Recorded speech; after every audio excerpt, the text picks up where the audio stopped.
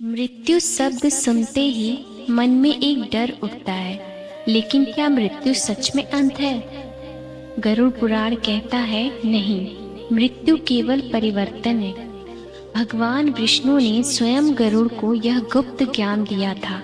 गरुड़ जी ने प्रश्न किया, प्रभु, जब मनुष्य की मृत्यु होती है तो उसके बाद आत्मा के साथ क्या होता है?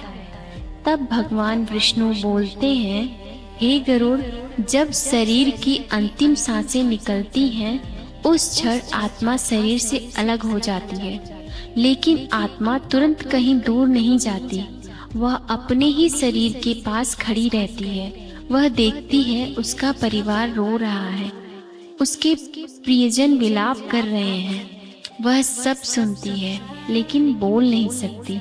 वह अपने बेटे को पुकारना चाहती है, वह अपनी माँ को छूना चाहती है, लेकिन स्पर्श सब स्थूल नहीं रहा।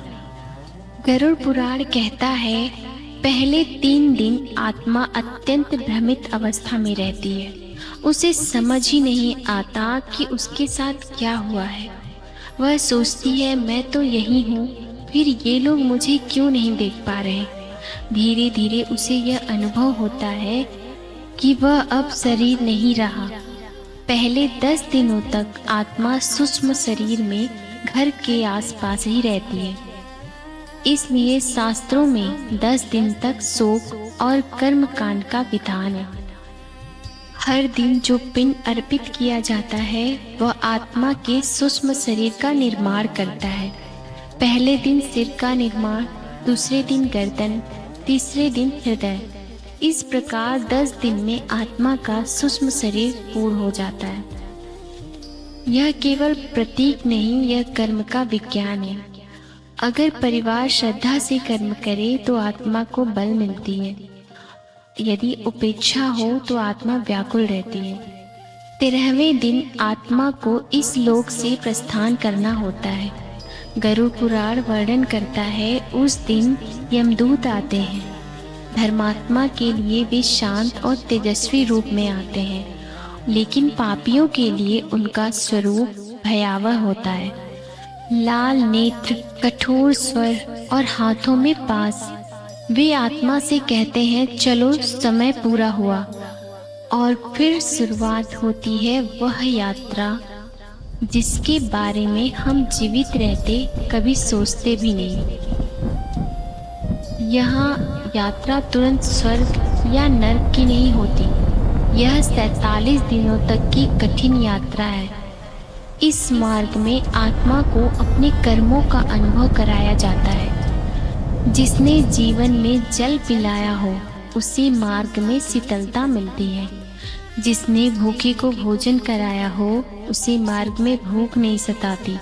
लेकिन जिसने किसी को पीड़ा दी हो उससे वही पीड़ा कई गुना होकर लौटती है। गरुड़ पुराण हमें डराने के लिए यह वर्णन नहीं कराता। यह हमें याद दिलाता है, जीवन में हर कर्म दर्ज हो रहा है। हर विचार, हर शब्द, हर व्यवहार। मृत्यु के बाद न कोई रिश्वत चलती है, न कोई सिफारिश, सिर्फ कर्म चलते हैं। और यही आत्मा की असली संपत्ति है। हे मनुष्य, जब तक सांस है तब तक अवसर है, क्योंकि मृत्यु के बाद तुम्हारे साथ सिर्फ तुम्हारा कर्म जाएगा। इसलिए जीवन को हल्के में मत लेना। हर दिन जो तुम जी रहे हो वह केवल सांसों का हिसाब नहीं है, वह तुम्हारे भविष्य की दिशा तय कर रहा है। मृत्यु अचानक आती है, लेकिन उसके बाद की यात्रा अचानक नहीं होती। वह तुम्हारे कर्मों से बनी होती है।